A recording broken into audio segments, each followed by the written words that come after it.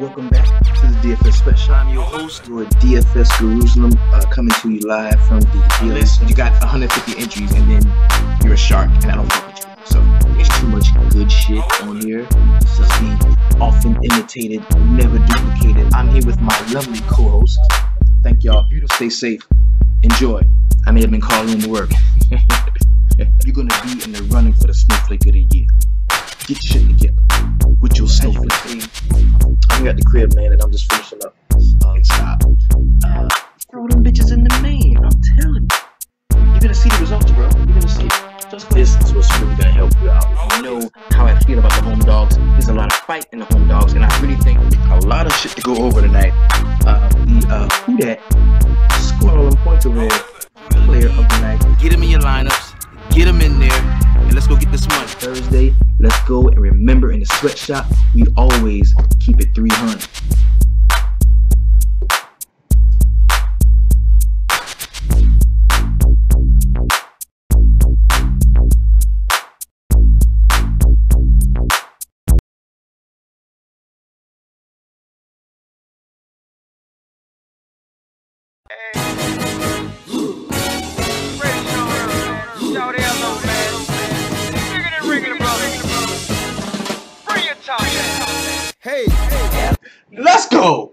Let's go.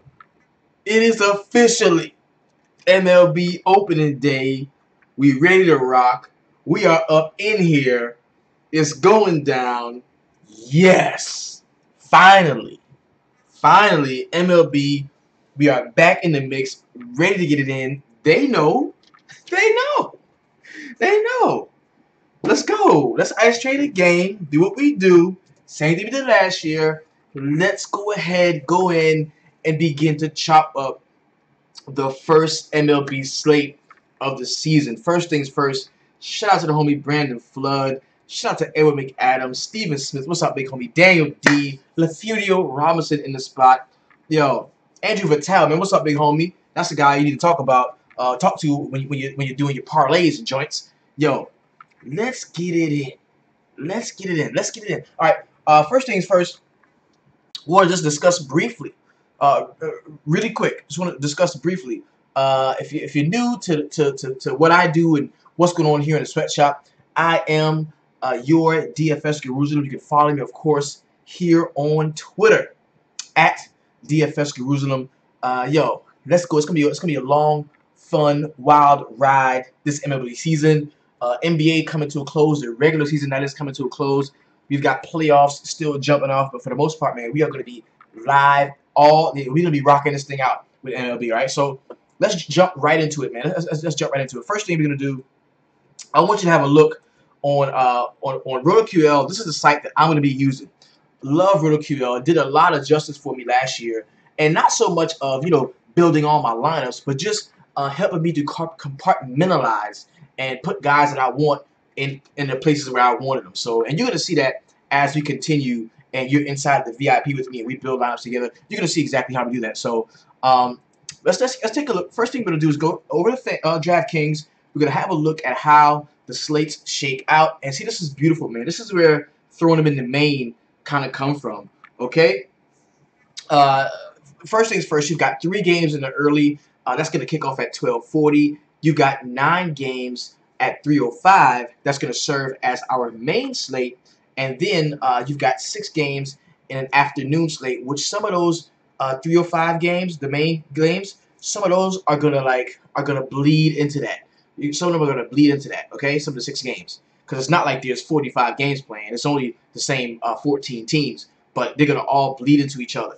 And then you've got a 3-game night joint as well as a 2-game late night. And what this is gonna do for you. This is going to help you to figure out early on, are you the kind of guy that does well on these shorter slates? Are you a turbo guy? Are you a late night guy? Are you an all-day slate type of person? Do you like the main? This is what I want you to do in the beginning, first few days of MLB. Kind of get yourself acclimated to not being relegated to just playing one slate. Like in NBA, it's most nice where you only can play one slate. But MLB, it's not like that because games usually go on pretty much all day. So definitely want to, and then inside of the late games, the evening games, you're gonna see you're gonna see smaller slates kind of break down, and then you can grab a hold to those. But we're gonna be chopping up all of those though. We're gonna go through all of them. So then let's go over to FanDuel too, because I want to. Steve says he's a turbo guy. Yeah, we're gonna go over to FanDuel as well, because I want you to have a look at how that lobby is gonna be as well. Then and you gotta remember that the Nationals and the Reds, that game is canceled. So please do not forget that. All right, so here we go. There's a couple of different slates here. You've got the main slate is at 305. That's a main late swap slate. Then 1240. That one, you got an early only. You got it all day on FanDuel. FanDuel is infamous for the all day slate. You got a 1240 all day slate, and usually those tournaments are fairly small. Like they're not like a lot of big high dollar joints in that though. So the early only has a pretty decent tournament in it. I see 100 grand prize pool. The 444, 15K to first squeeze play. So that's pretty cool. No VIP tonight. Nah. I'm gonna go ahead and chop it up right here, and then we're gonna do that tomorrow before the main. Well, actually no, because the main is at 3 o'clock. The first real chop up is probably gonna be Tuesday when the Tuesday slate comes out. All right, so then you got a 7 p.m. late.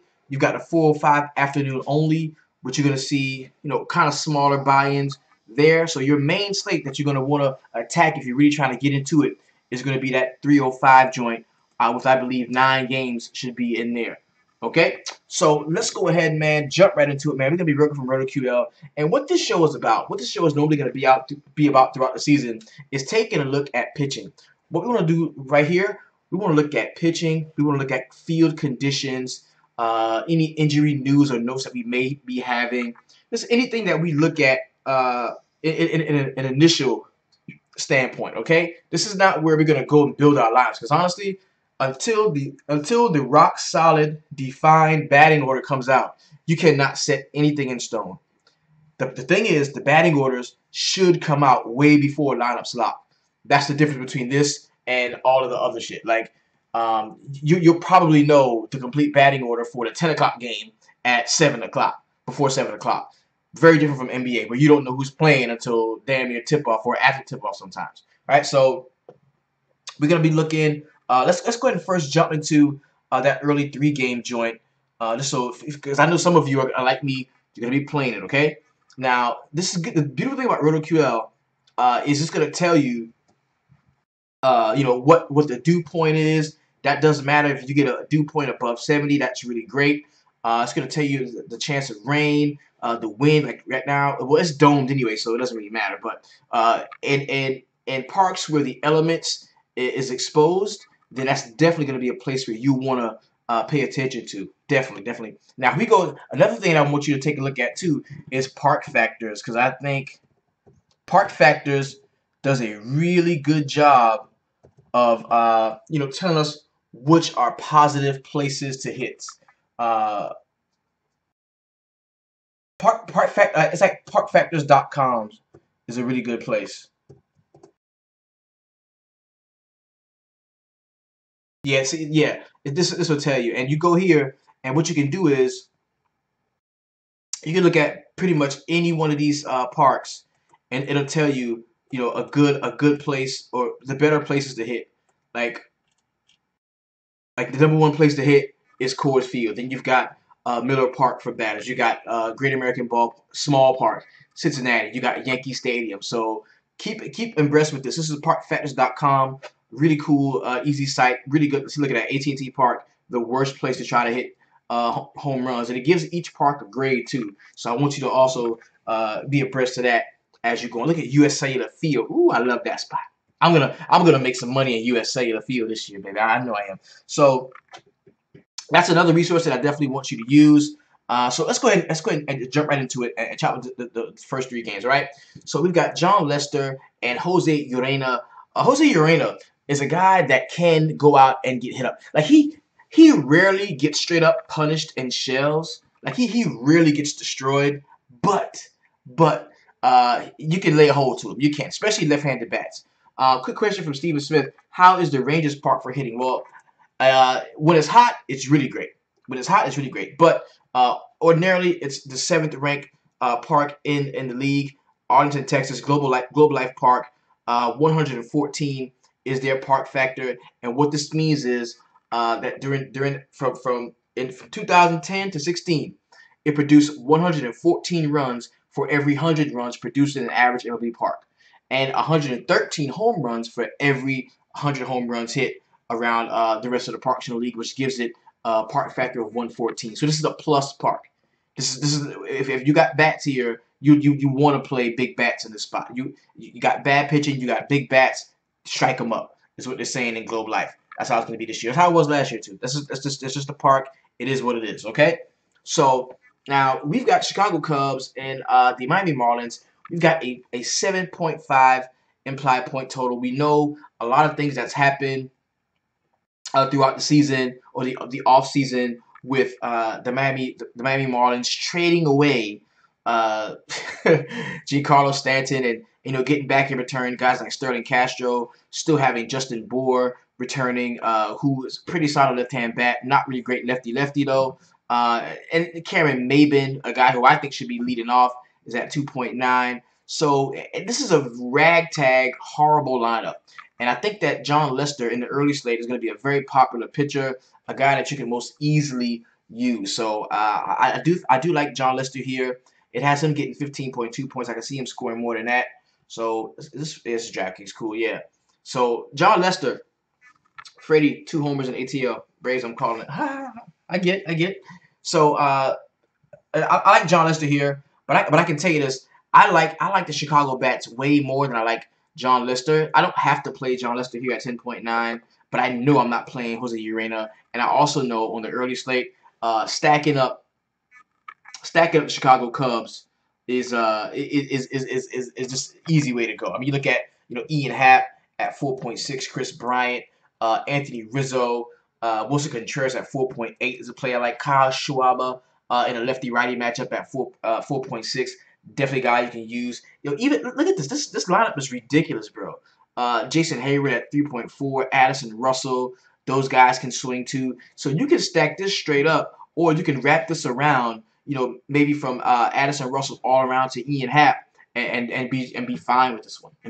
Now, when you wrap around stacks, most of the time you want to wrap around American League teams because they have a designated hitter and not a pitcher that's going to be hitting, and you can't get any points for the pitcher. But Urena definitely is in line to be the Shelley. Now, if you wanted to play hitters against John Lester, my suggestion would be guys like Sterling Castro, possibly Cameron Maybin at 2.9. If he gets on, he can steal a bag too, so that's something that you can definitely use. And plus, John Lester is not that great in the pickoff. Now, remember, it's only a 7.5 run total here, and we could see 5 of those runs be scored by the Cubs, and the run and the Marlins not score. It will score little to none. So Carlos Martinez got 10 Ks in 7.1 innings opening day last year. He threw 105 pitches. That's coming from the homie Edward McAdams. Okay, so let us go ahead and take a look at the next game. It's going to be the Pittsburgh Pirates and the Detroit Tigers. We've got light rain here at Comerica Park. The humidity is 100%. It's a 7-mile-per-hour wind going out toward right field. 66% chance of moderate rain. Now, the dew point is at 39, so there's a very good chance this game could rain out. It's red now. It's probable to delay or rain out. So, and the beautiful thing about this is we have late swap. So, if you're playing catch from this game, and because this one is at 1, oh yeah, if you find out, by 12:40 that this game is going to be rained out, then you can definitely just move over and grab the St. Louis and New York Mets guys. You can easily do that, okay, on FanDuel or DraftKings. Now, in this spot where it's going to be wet out there, you look at Jordan Zimmerman, not a very good pitcher. Ivan Nova at 7K. I would think would be a decent play. I wouldn't mind playing Ivan Nova here at 7K if this game does play. Now, one thing that I want you to recognize, we look at the Pittsburgh Pirates, right? Let's take a look at them on the road versus right-handed pitching. This is last year's stats because this is one of the lineups that really hadn't changed much. It's gotten a little bit stronger in the 5-hole. You look at Corey Dickerson at 4.3. That's love. If you're telling me you're gonna get Corey Dickerson with guys that know how to get on base ahead of him, guys like Josh Harrison, Sterling Marte, Josh Bell. These are guys that know how to get on. So I love having Corey Dickerson batting here. Corey Dixon's a guy that can really swing it, and he's very good against right-handed pitchers. So we take a look at the Pittsburgh Pirates, right, and what they've done on the road versus right-handed pitching. Let's have a look. Detroit last year on the road versus righties. Ooh. They were one of the worst, not Detroit, but Pittsburgh. Pittsburgh on the road versus right-handed pitching. Okay, 140 ISO, did not hit the ball stupid hard, but 296 WOBA, not horrible, kind of decent. I guess you could use it. Not horrible, but kind of decent. And yeah, we need that to be a lot better than that. Damn. But they don't strike out, though. That's the thing about them. The K rate's always low for Pittsburgh, man. Those guys do not strike out a lot at all. 20.9% K rate. Yes, Mo Dickerson to play. Yeah, I definitely think Dickerson to play. I kind of like a couple of the Pittsburgh bats, man. I could stack it though if I could. If I know this game is gonna play, because I like Josh Harrison, Polanco, Marte, Josh Bell could be in play, Dickerson could be in play. I like a lot of those guys, man. Against Ivan Nova, if I had to play anybody, we're looking at Miguel Cabrera's 4.6. He's pretty decent righty, so I wouldn't have a major issue with him. Nicholas Castellanos at 4.4 looks to be a usable bat at 4.4. Victor Martinez, don't love it, but at 4.1, switch hitting, you may be able to use him. Leonidas Martin at 3.3. He's leading off in a solid lefty-righty matchup. I don't love it. I don't love it. Next game we got is going to be the St. Louis Cardinals going to the New York Mets. They're in Citi Field. Really tough place to hit, man. Let's take a look at Citi Field. I'm going to show you. It's not all gravy at Yankee Stadium in Citi Field, baby. Look at it. The 21st in the league as far as park factor is concerned. So minus 90. This means that for every 100 runs scored around the league, you only got 88 here. For every 100 home runs around the league, you only got 93 here. So it's a 90 park factor, a minus 90 park factor. That is not a great place to hit. It's not. It's not a great place to hit. All right, so we having a look here, and automatically, man, against Noah Syndergaard, bro, he's supposed to be like this top flight ace. Has been dealing with a lot of injuries. We look at the last few times we've seen him, 7.9, 1.6, 7.2, struggled a lot, and I haven't heard in the offseason where he's made this huge, awesome comeback and he's 100% good to go. I haven't seen him like totally tearing up the grapefruit leagues and shit like that. So, but you got the one thing you got to understand is this is a pitcher's park. So 12.1 for Noah Syndergaard. I get it, but me, I would just rather play Carmark at 11K over here, and also some of the St. Louis bats. I like Dexter Fowler, Tommy Pham. You're gonna know that name, bro. Tommy Pham is a really good young player. Matt Carpenter 3.5. Remember, he was leading off so much last year. Marcelo Ozuna, a really solid righty hitter at 3.8. I wouldn't have an issue there. Molina, always a solid player, a solid option at catcher.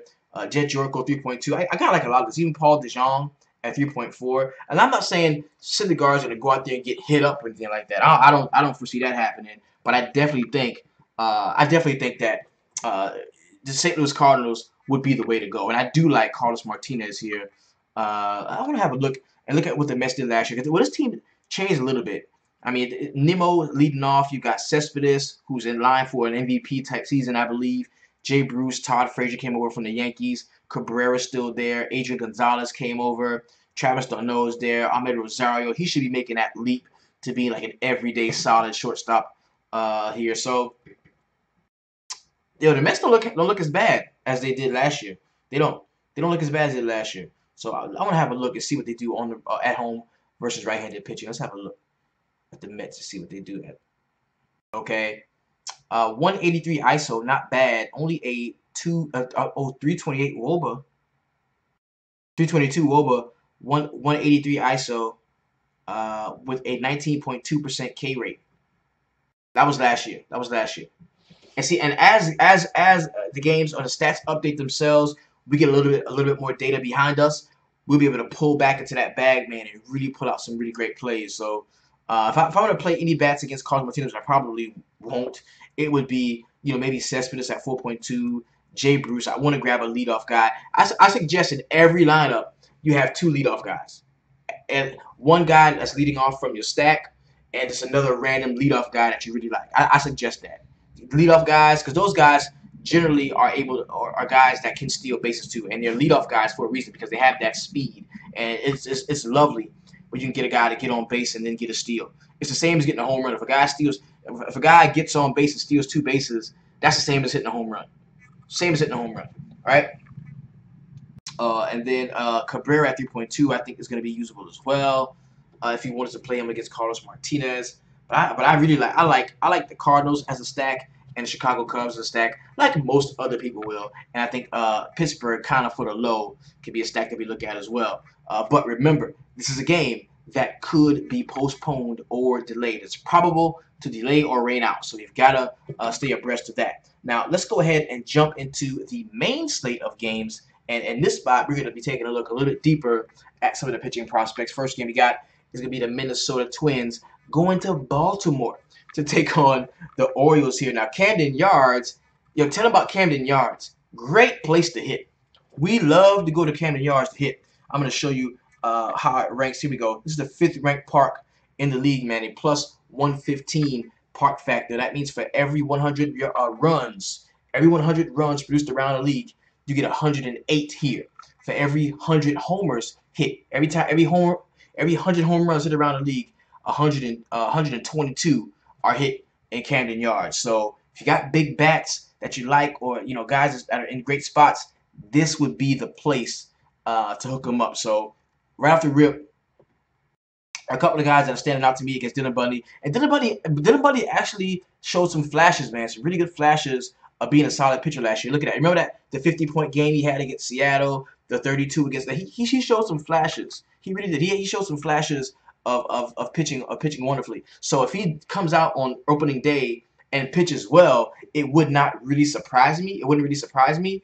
But the one problem I do have with this is we're in Camden Yards. It is an 8-mile-per-hour wind going out toward left field, and you've got some pull type hitters from the Minnesota Twins. Most notably, you got Miguel Sano at 4.7. I like him. I think Rosario is in play. You got Lomo at 4.1, a guy that I like. You got Max Kepler a little bit further down the order at 3.5. And you even got Byron Buxton, who showed a lot of power last year. You really did. Buxton showed a lot of power last year. Him and Doge at the top of the order are both guys that I think you might be able to use. See, this is a classic little wraparound spot right here. This is. I kind of like that. What is that site for the park home runs? That is that is Park Factors. Parkfactors.com. Go there and it'll tell you everything you need to know about each park and why is a good or bad place to hit. So Odorizzi at 6.7. I could really see Odorizzi get the win here, but just like we in Camden Yards. So you're looking at Chris Davis at 3.7. A big bat that I may want to use, Trey Mancini at 3.6 to be usable. He's kind of cheap. You're going to see that price go up on him some. Manny Machado at 4.8. Maybe Jonathan Scope, at 4.1 could be in play. And Tim Beckham is stupid quick, bro. He's stupid quick, and he showed a lot of pop toward the end of last year. He did. He showed a lot of pop. Yeah, a couple of home runs here, one in that game. He's pretty decent player. The fact that he's leading off would make me kind of want to take a fly route on him. But no Bundy for me, no Odorizzi for me here. Don't love either of those guys. The next game we got, I think it's going to be very popular on the Houston side, them being world champions and rolling out this star-studded lineup of George Springer and Altuve and Carlos Correa and all of this shit against a shitty pitcher like Cole Hamels in Globe Life Park, which is a perfect spot to hit, even though we've got a 6-mile-per-hour brush wind coming back toward the batter's box. Hey, this still is a lit spot. It still is a lit spot. Verlander, very, very good pitching performances last year we saw from him. Let's have a look at what I want to see what the Texas Rangers did at the crib against right-handers. I think at home against righties they were pretty good. Yeah, they remember they were going off. Last year 206 ISO. Ooh, that's tough. I bet you the K rate is over 20% too. Let me see. Yeah, 22.6% K rate. So that means This is one of those ogre squads, bro. They were either hitting jacks or they were striking out. You know, and they usually against bad pitchers, they were hitting home runs, especially Joey Gallo. But against the good pitchers, they were striking the fuck out. And I think this is a really good spot here that you could probably get. You could probably get Justin Verlander at low ownership. I don't think he's gonna be like stupid high owned. I kind of like him. I think Justin Verlander is a guy that you can play. So George Springer at 4.9. Yeah, I'm not in love with Bergman at 4.6. I don't have to have that, but Altuve at 5.2. Correa, Josh Reddick, Martin Gonzalez at 3.8. That's a guy I always like to play. Evan Gattis at 3.3 could be a usable catching option as well. Anderson 5467 says that Astros are scoring 10 runs tomorrow. Could. On the other side, Delano DeShields, that's a no for me. Joey Gallo, man, 3.9. Man, that dude is always a threat to hit a bomb. Always a threat to hit a bomb. Elvis Andrus at 4K, don't really love him. Adrian Beltre at 4K, don't really love him. Masara at 3.9. I might be able to get by with him some. Robinson Chirinos, no, I don't love that one. Odor at 3.5. He's pretty cheap, and I think he can be playable as well. So, Verlander, no Cole Hamels for me. Got a couple of bats that I think we can use. Next game we got is going to be my New York Yankees going to Toronto to take on the Blue Jays at the Rogers Center, a domed area, which is definitely another good spot for hitters. Let's take a look at the Rogers Center here. We're going to Toronto. Yes, they are 8th ranked in terms of park factors. And what this means is that they've got 112 park factor, man. So for every 100 runs around the league, they give up 105 runs. Okay, and for every 100 home runs, they get 120 jacks. So the ball gets up out of the Rogers Center. They lets it go. Okay, the ball gets up out of it. Now they got J.A. Happ pitching at 5.7. Who could be a very solid pitching prospect, in my opinion. If he was playing anybody but the Yankees, I would definitely have a look at it. But I don't want to test this lineup. You've got Brett Gardner, Aaron Judge, Stanton, Gary Sanchez, Aaron Hicks, Didi, Drury. Like, just play any one of these motherfuckers you want to play except Tyler Austin. And honestly, if you wanted to play Tyler Austin on some wraparound shit because you wanted to get a cheap exposure to the Yankee stack, I definitely think you could do that too. But I mean, Severino at 10.6, yes, he's in play. What did he do last year opening day? Did Severino go ham last year opening day? He might have. No, he actually didn't. His first start last year kind of sucked, and then he bounced back with that 34-point game. I remember that because it was against Baltimore. I remember that. So I like Severino here. I think he's definitely playable against Toronto. You look at Justin Smoke, man, at 3.9. Ooh, that's nice. All right, so Gardner, Judge, Stanton, Sanchez, Aaron Hicks is in play, Didi's in play, Drury's in play. Like, you can play all of them dudes, man. You can play all of them motherfuckers. On the other side, against Severino, if he is going to struggle, it's going to be against a lefty. Now, Curtis Granderson, kind of an older, more veteran player, really savvy guy at the plate. If I had to bet that anybody gets on base, that's who it would be. So I'm looking at Curtis Granderson at 3.3 if he's going to be leading off. Josh Donaldson at 4.1 could be in play. Justice Smoke at 3.9 could be in play as well. But I'm not going to look to play many guys against Severino. None, actually. I'm not going to look to play guys against Severino. And this lineup, it looks a lot different without Bautista in it. It really does. Even though Bautista had a down year last year, the lineup looks a lot different without Bautista. It just does. Next game we got is going to be the Los Angeles Angels of Anaheim and the Oakland Athletics. We got Kendall Graveman at 6.2, Garrett Richards at 6.8. Both of these guys are in line to be Shelly candidates. The one problem that I have with, because the first thing I want to do is I wanted to attack Oakland. That's one of the teams that I want to attack. But I want you to take a look at what they did last year, man, at home against right-handed pitching. And you be the judge, bro, because they're not bad at all. Look at the ISO. 224 ISO. This was last year. This team was the best team in the league hitting at the crib against right-handed pitchers. This was the best team in the league hitting against right-handed pitchers last year. So I want you to, and look at, and they were younger then. They got another year older. a little bit more. I mean, you got cats like, okay, you got Simeon, you got Matt Joyce, you got Jed Lowry, Chris Davis, Matt Olson. Like, most of these guys were there last year. They added Jonathan Lucroy, they added Stephen Piscotty, they still got Matt Chapman there. So this team got a year older. Garrett Richards still not a really great pitcher. Oakland A's at the crib where they really balled out. Remember last year, the 3 rookies all hit a home run in the same game. You know what I'm saying? The 3 rookies hit a home run in the same game, all of them, right? So, and I think that Oakland A's is going to be a little own stack that a lot of people are not going to want to play. So I'm looking at Simeon. I'm looking at who is a threat to steal a bag too. I'm looking at Matt Joyce. I'm looking at Lowry. I'm looking at Davis. I'm looking at Olson. Even Matt Chapman at 4.2. So this is not a game that you just gloss over.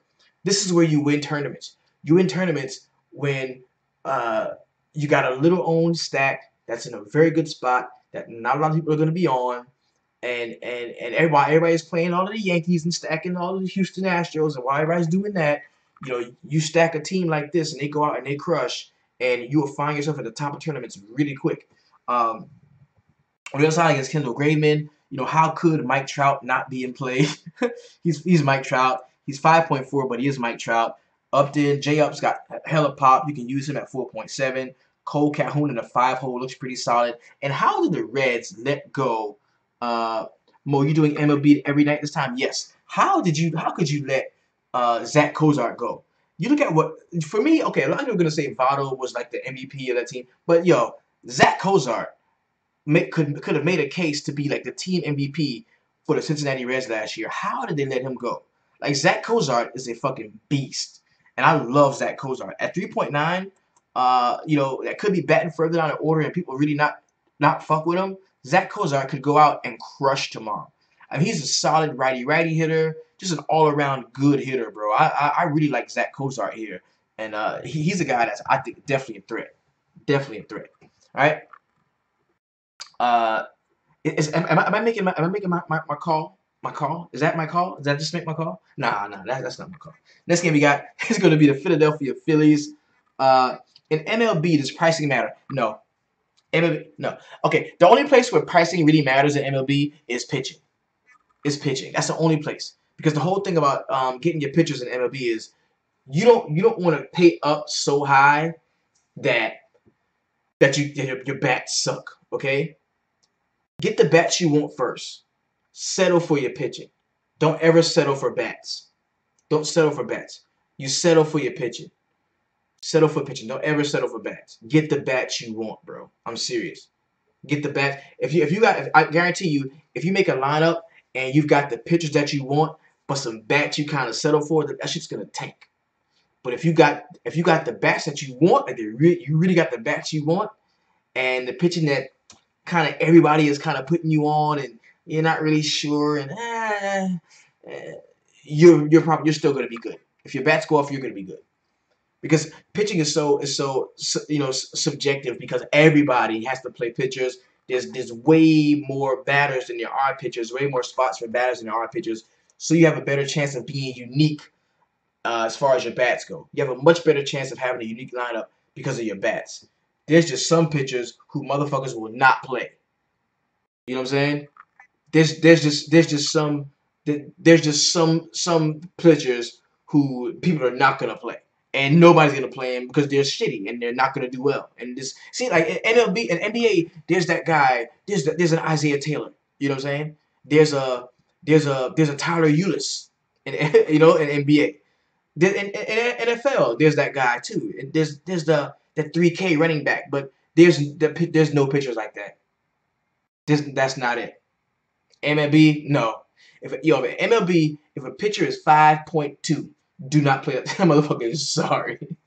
In this time of year, if he's cheap as shit, you know, he's sorry as fuck for a reason. Like, don't play him. You know what I'm saying? Like, I'm telling you, it's very few and far between that paying all the way down to the ground for a pitcher is a good idea. Very, very, very, very few and far between. Yo, shout out to the homie Gundacker, man, in the spot. Everybody say what's up to Gun, man.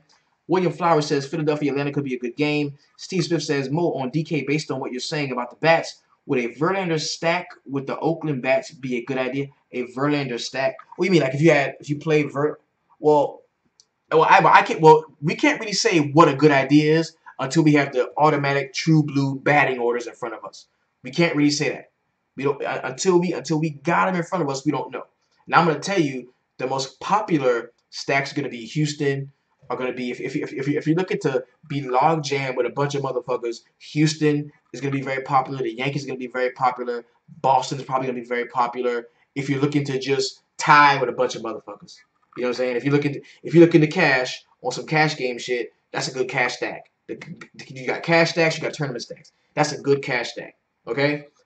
But tournament stacks are going to be the teams that are a little bit less owned, like Oakland, like we talked about, like Minnesota is probably going to be a little bit overlooked. Okay, of course, Milwaukee is probably going to be overlooked some. San Diego, Tampa, like Chicago White Sox, definitely going to be overlooked, and I'm going to be all over them motherfuckers. I am. That's where I make my money at. Tournament stacks. All right. So here we go. Let's go. Let's get back into it. We got Philadelphia and Atlanta here. Aaron Nola at 9.4. Yeah, I'm gonna be real with you. I'm a Atlanta. So do you play bats on cheap pitchers if the situation is good? Yeah, definitely. If it's overwhelming, if it's an overwhelming play, like, oh my God, these are can't miss guys. They're gonna knock this dude around. He's a Shelly. Yeah, of course. But the bad part about that is, though, usually when a guy gets knocked out of the game, then the scoring stops. Like, once the pitcher gets knocked out of the third, fourth inning, oh, he's a Shelly, he's done. Then all the scoring stops.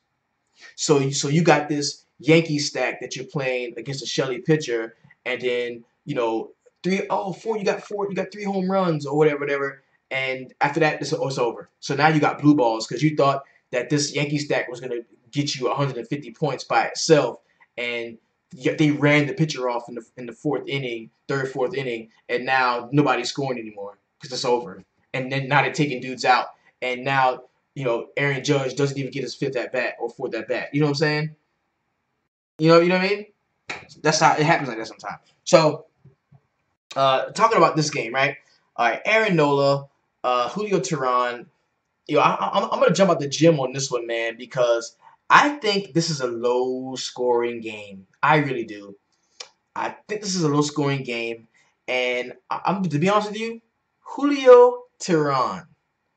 Julio Teheran is the type of dude that could pitch well in this spot. The problem is he normally doesn't. Like, Julio Teheran in Atlanta sucks. I'm gonna show you this home and away. Okay, at the crib. Okay, 18, 19, 8, 21, 12, 7, 10, 14, -6. He got hit up. Away. Look, 24, 29, 27, 26, 22. Like, he has his better games away from from the field in Atlanta. So that's the only thing that kind of sours me on him. Now on the other side, Aaron Nola was just lights out. Aaron Nola was one of my favorite pitchers to play last year because he rarely was over like 9, 10K. Rarely. Toward the end of the season, look how they had him priced for most of the season. Like, he was like 6K, 6, 8, 4. He was crushing. He was crushing. Yeah, the highest he was 12K, and he got hit up by San Francisco. I remember that game. So, could we run a Philly stack against Teheran here? We got 14-mile-per-hour wind going out toward middle center field, left center field. Cesar Hernandez. You got Carlos Santana. You got Herrera, Hoskins, Nick Williams. Oh man, it's bringing back memories, bro. Yeah, bro. Miguel Franco at 3.1. Yeah, you can stack. Give me a Philly cheese stack, man. Aaron Nola here. The only problem with this is, right, a lot of times we see like ace-style pitchers hold teams down, and the other team, his offense doesn't put the pedal to the metal because their pitching is holding the other team down. So that's the one concern I do have. But yeah, man, a Philly cheese stack could be in play. It could be, for real. If you wanted to attack Nola, which I don't see why you would, the only place I would play a guy. Everyone suggests to get Rotokuri off of basketball, but it looks like you need it for MLB. Yo, I love it for MLB. I love Rooter Q off MLB. I love it. Freddie at 4.8 is a guy that I kind of like. This lineup is kind of jacked up. NCRT at 3.7. Albies, yeah, this lineup's kind of jacked up. Markakis at 3.4. Maybe he could be in play. Aside from that, man, I don't love a lot of this. I don't. I really don't. Next game we got is going to be the Milwaukee Brewers and the San Diego Padres. Yo, I'm going to hit you right now. This is going to be the most probably the most owned pitcher on the slate. Right now, the pitching chalk is going to be Chase Anderson. Chase Anderson is the pitching chalk, in my opinion. I think you're going to see more Chase Anderson than anybody else in terms of pitching, and for good reason. I mean, San Diego is a team that we always picked on them, man. Petco Park is not a great place to hit the ball anyway. I'm going to show you where it stacks up in terms of park factors. It's one of the worst places, actually. Yeah, the third worst park in the league. For every 100 runs, you only get 86 here. For every 100 home runs around the league, you only get 86 here. So this is a really solid spot. If you got a pitcher that you already like and you know you're going to be in San Diego, definitely you can play a pitcher here. I heard Braun was way too low priced. Okay, we can talk about that. So Yelich at 4.5, definitely think that he is in play. Travis Shaw, big bat at 4.5, he's got us in play. Ryan Braun at 4.3, I would not have an issue there. He's a solid righty lefty guy, very solid right lefty guy. I want to show you on the road versus left-handed pitching last year what we saw. What we saw from Milwaukee Brewers. Look at this. Okay, 182 ISO, 333 was the WOBA, and they had a 26.9% K rate. So this team struck out a fucking ton last year, but they also hit the ball well when they did hit it. So Clayton Richard, not a bad pitcher, but just know that if you're planning on stacking up Milwaukee bats, you know, they're really hit or miss, like literally hit or miss. And Clayton Richard at 5.4 is a cheap salary saving type of play that could go out and throw some strikes. He could go out and throw some strikes. So I'm all in on Richard. Yeah, he could go out and throw some strikes, man. He really could. Now you look at Lorenzo Cain, another strikeout king. That dude can strike out with the best of them. Yelich a little bit more solid. What is a good ISO number to be at? 160 is league average. So if you're 180, 190, 200 ISO, that's love. That is love. And this is from a team perspective. We don't give a fuck about individual ISOs. I don't care what Christian Yelich's individual ISO is. Again, I don't give a fuck about that. All I care about team ISO because I'm stacking. I'm not just playing an individual cat. I'm stacking, right? So Orlando RC at 3.3. For me, I like maybe a couple of back order guys here. Ryan Braun does stand out to me though. Ryan Braun does stand out to me. Richard is so old. Clayton Richard, he is old. Chase Anderson, man. Now I'm tell you something. The most now, okay, listen to this. I gave you something. I gave you something, and I need you to understand what I gave you. Okay, I just dropped something on you. Please pick up what I'm putting down. In MLB, bro. In MLB, okay. In MLB. Okay, let's go. Let's look at NBA. Let's say LeBron's gonna be the highest owned player on the slate. LeBron is gonna be the chalk. Okay, LeBron is gonna be chalky as fuck. Or even like today, where Shabazz Napier is the chalk. If you play Shabazz Napier, you're gonna play him along with everybody else. If you don't play Shabazz Napier, then you just won't have him. That's easy, right? Either you eat the chalk or you don't. Well, MLB really gives you an opportunity to put your nuts on the table, okay? Because let's just say we talked about this. Chase Anderson, he's the chalk. Most people that play MLB DFS today are going to have Chase Anderson in their lineups. That is just the truth. He's going to be the most popular pitcher, in my opinion, on the slate. Now, what that means is, okay, how does Chase Anderson score points? He scores points by pitching to the San Diego Padres, by striking them out, by getting them out, by holding them to runs. So if most people are going to have Chase Anderson in their lineup, who won't they have in their lineups? They won't have Eric Hosmer.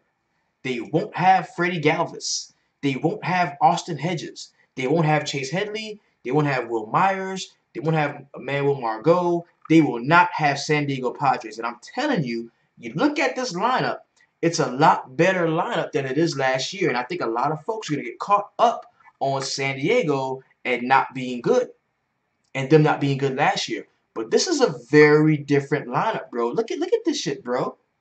Look at this shit. They've got Manuel Margot, solid leadoff guy, Chase Headley, Yankee, Will Myers, who should be a Yankee, Eric Hosmer, the best player for the Kansas City Royals last year. Perella is good. They got Freddie Galvis, the Philadelphia Phillies best player. You see what I'm saying? So if you fuck around and you stack the San Diego, I heard a dude on the main site, the major site. Oh, I'm just gonna play Chase Anderson everywhere. Chase Anderson, and everybody's buying into the shit, right? And if you stack San Diego against Chase Anderson and they get to his ass tomorrow, oh my God, you're gonna be in for it. You're gonna be in for it. That's the best way to print money in MLB DFS. You listen and you find out who the pitching chalk is. That's what you want to know. You want to know who's the pitching chalk. Who the fuck is everybody gonna play? Because if a pitcher gets hit up, and it's one thing to say, "Ooh, he's the chalk. I don't really believe it. I'm not gonna play Chase Anderson. I'm just gonna fall back, let everybody else fall on the sword and play Chase Anderson." Well, if you're not gonna play him, why not play guys against him? You know what I'm saying? If Chase Anderson is the pitching chalk and you don't want to play him, why don't you just take the next step and attack him, attack the chalk? That's how you win in MLB DFS. So if you, Margot, Headley, Will Myers, Hosmer, Perella, Freddie Galvis, like, yo, that's how you win tournaments, bro. You know what I'm saying? So that's my take. I remember we are in Petco though. So next game we got is gonna be the Boston Red Sox going to Tampa to take on the Rays. We got 14 mile per hour wind at Tropicana Field. It's domed. It don't matter. Tropicana, not a great place to hit. I'm gonna show you what I mean in terms of the park factors. 23rd Tropicana Field is, and it's an 87 park factor. So for every 100 runs scored around the league, you get 89 here. For every 100 home runs, you only get 89 hit here. And this is a weird place because they need to change this shit because the Tropicana, some home runs turn into doubles because the ball hits certain parts of the roof and all kind of shit, and the ball has to hit a certain bar in order to be a home run or it's a double. It's crazy. It's really stupid the way they do that in Tropicana. So Chris Archer, the big homie, starting off at 8.5. Very down year in terms of power for the very down year for the Boston Red Sox. I'm going to go and show you on the road versus right-handed pitching what we could expect in terms of power from the Boston Red Sox. And I got to tell you, it wasn't very great.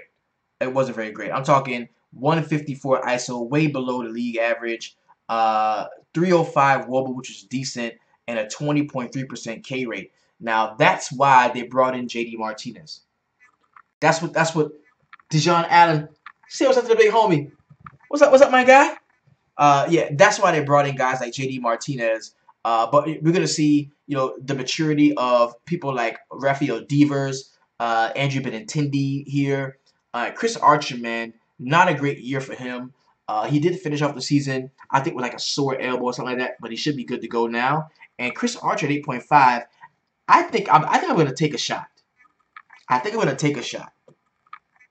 I think I'm gonna take a shot here, Chris Archer. I'm gonna try to bring that old thing back. I want to see what he does against the Red Sox, though. Yeah. He got hit up last year against them. 19. This is like my dart.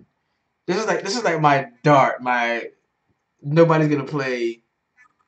What dew point to target? Anything above like 70. 70 is a dew point. Like high 60 dew point, close to 70 is good. Ah, man.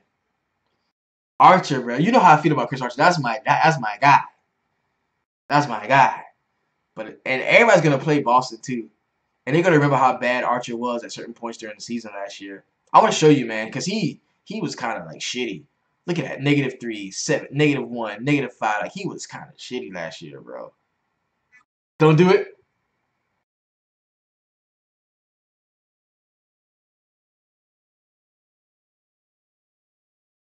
Yeah, that's like my ah ah. But if you go to now Sale, Chris Sale at 12.2. Okay, all right, okay. To put you in the mind of the importance of Chris Sale, okay?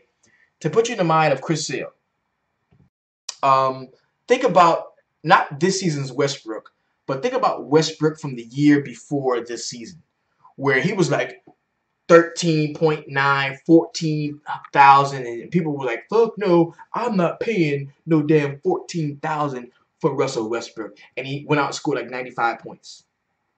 You know what I'm saying? That's the importance of Sale. That's how he is. When he's on his game, he's 100%. That is how good he is. Mike Drop says, I ain't playing Sale. He's pitching 7 innings max. Too expensive. Am I wrong here? Too early in the season? I agree. I agree. I don't think Sale is ready to be played, especially not at 12.2, because his upside is being able to go complete game. Like that's why you love Sale, because he can get you 13, 14 strikeouts, pitch damn near a complete game, give you 8, maybe 9 innings of like shutout baseball. And that's probably not going to happen, as he does have that day-to-day tag on him. So that's my reason for not playing Chris Sale. As a matter of fact, I'm probably a larger proponent of paying down for pitching, paying to mid-level pitchers. That's probably me, because I like to get the bats I want. That's my whole thing. Get the bats you want, settle for your pitching. Okay, so Betts, Benintendi, Hanley, JD Martinez at 4.8 is gonna be usable. Zanda, Devers, Jackie Bradley Jr., the South Carolina product, is definitely a guy that I think you can use. You going with Verlander? Yeah, I like Verlander. Archer is at the crib and is rested from offseason. Myron Kidd. That's what I like that though. I'm gonna have Archer in the lineup. I'm gonna have Archer in the lineup. I am. But no Chris Sale for me. No Chris Sale. Now I'm not so stupid that I'm gonna be like, oh, I'm gonna Chris Sale. I'm gonna play somebody against him. No, I don't do that. I just leave it alone. You know what I'm saying? I'm just not gonna play Chris Sale. I'm not gonna play bats against him. I'm not gonna fuck with it. I'm just not. I mean, who would you even play? But look at this shit. This shit is trash.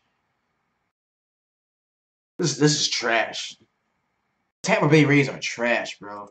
Damn. Now, on to my favorite team on the slate. I absolutely love the White Sox here. Problem is, they're playing in Kauffman Stadium, and this is not a very hitter-friendly park. We're going to go to Kansas City, and I'm going to show you exactly what I mean. 20th ranked park here in KC Mo, where 102 runs are scored here for every 100 runs around the league, but only 86 home runs. Okay, only 86 home runs. No Ramos. Look at his BVP. Some people I don't. On an 8-game slate, I'm not looking for BVP against Chris Sale. You know what I'm saying? Like there's just too many good spots. You know what I'm saying? It's just too many good spots. I'm not. It's just too many other spots. It's opening day. Motherfuckers gonna come out trying to prove their points, and I'm not. You know what I'm saying? Maybe later on in the season, maybe later on in the season, you know what I'm saying? Once everybody's primed up and ready to really roll out. But I'm not. Nah. I'm not too big on attacking Chris Sale. Like I'm not gonna. Why would I'm not gonna attack Chris Sale. You know. And the funny thing is, people like that. I'm gonna tell you something. I'm gonna tell you something about attacking aces. When you attack aces, it's never the motherfucker who you use to attack them that does it in. They will people like Chris Sale or Max Scherzer. They will mow down all the studs in a lineup.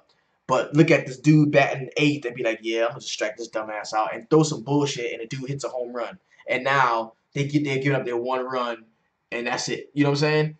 Like it's never the guy. It's never Goldschmidt. Against Scherzer. Oh my God, Goldschmidt, take Scherzer over the. It's never that dude. It's always the motherfucker behind them, deep back in the order. So it's for me. I would just not even fuck with it. You know what I'm saying? But this right here, shout out to the homie Edwin Neves, our resident White Sox enthusiast. One of my favorite players. The guy that I really think has a look of a New York Yankee. He needs to be a New York Yankee, but I'm not gonna start a lot on that. This guy has the look of a New York Yankee. He should be one of us, and it's Yohan Moncada. This is one of my favorite young players. The transferred man crush from Archer over to the batting side. Yohan Moncada, man, this dude is a fucking beast. He's a monster. Love to watch him swing the bat, bro. Dude can get it in. He can definitely get it in. I like him in the spot too. Let's look at him versus Danny Duffy. 5-3. Only seen him twice, 2 times last year. Yo, Duffy's a bulldog though. Duffy's a bulldog. But I like Moncada, Avisel Garcia, Jose Abreu. Looks good here. Love the righty-lefty all the way down there. Matt Davidson could be in play. Look at B for Wellington. Yomer at 3K is real cheap and usable down here. I wouldn't have an issue there. Yo, I like the White Sox, man. I really do. On the other side, James Shields can easily get shelled up. This is a different team, though. John Jay came over from the Chicago Cubs. You got Whit Merrifield, who I think should be batting leadoff. I wouldn't have a problem there. Mike Moustakas, man, 3.8. That dude can hit, and he can hit hard. So you look at Moustakas, maybe some Lucas Duda at 3.8. Jorge Soler at 3K does look kind of interesting. Possibly Alex Gordon at 3.2. And I guess John Jay's at 3.3. I guess so. But no James Shields, no Danny Duffy for me. At all. So on this main, I want to look at the pitchers that we do have highlighted. Let's take a look here. I got Verlander is a guy that I like. Verlander, Severino, nobody there. Verlander, Severino, Nola, Chase Anderson, Chris Archer. That's it. I'm gonna play Chris Archer. I am. All right. So now let's go ahead and jump into the late joint because I think we got some more games later on. The night. Yes, the night games. Okay, so we got 3 games in the night that we do want to chop up as well. The first game I'll talk about is the San Francisco Giants going to LA to take on the Dodgers. Dodger Stadium, man. Dodger Stadium is pretty much a neutral place. It doesn't really, kill you one way or the other. Yeah, it's a 97 park factor. It's pretty much a neutral spot. For every 100 runs scored here, you get 91 runs. For every 100 home runs hit, you got 104 hit here. So it's kind of a neutral spot. I see it's a negative 97, but it's kind of a neutral spot in terms of hitting. And I really wish this game was on the main because West Coast games people just don't pay attention to. They don't. So Ty Block sucks. Clayton Kershaw 11.5, very decent pitcher. Gotta like Kershaw on this spot here. Ty Block sucks. He's horrible. One of the worst players in the game. Would you stack 2 teams with both pitchers are Shelley's? Yeah, certainly. Yeah, definitely. Miss J, what happened? How you doing? McCutcheon at 3.4. No, I'm not playing nobody against Kershaw. I'm not doing that. Chris Taylor at 3.8. I like him definitely. Corey Seager 4.1. Yeah. Cody Bellinger 4K. Puig, yes. Look at Matt Kemp at 3.4. It's old ass. Could be playable. I wouldn't have an issue there. Kiki Hernandez at 3.2. Possibly. Man, Dodgers look pretty strapped, bro. The Dodgers look pretty strapped. Next one. This is gonna be the game that I think you can play a lot of people here from. One of the things that you're gonna hear all year long is whenever you're in Coarse or Chase, play all the bats. I'll just play everybody, no matter who's pitching. Just play. Oh my God, get as many Coarse bats as you. And I get it, but that's not always the case. And another thing you're gonna hear is you can't play a pitcher in Coarse. There's no way you can't play. Every ball is gonna be a home run. Your pitcher's gonna get negative 40. You can't. That's bullshit. You can play pitchers in Coarse. You can. That just guarantees that whatever pitcher you play in Coarse is going to be one of the lowest owned pitchers on the slate. That's a good way, an easy way to separate yourself in tournaments playing pitchers in Coarse Field. It really is. So John Gray, I don't love him. Patrick Corbin, I don't love him much either. I don't. But this is like the 2 teams that do hit well in these spots coming out. So Blackman, of course, at 4.7. Arenado 4.4. Ian Desmond, blah. Trevor Story, 3.9, blah. I wouldn't rule out Patrick Corbin, bro. I would not rule out Patrick Corbin. What has Arenado done against Corbin?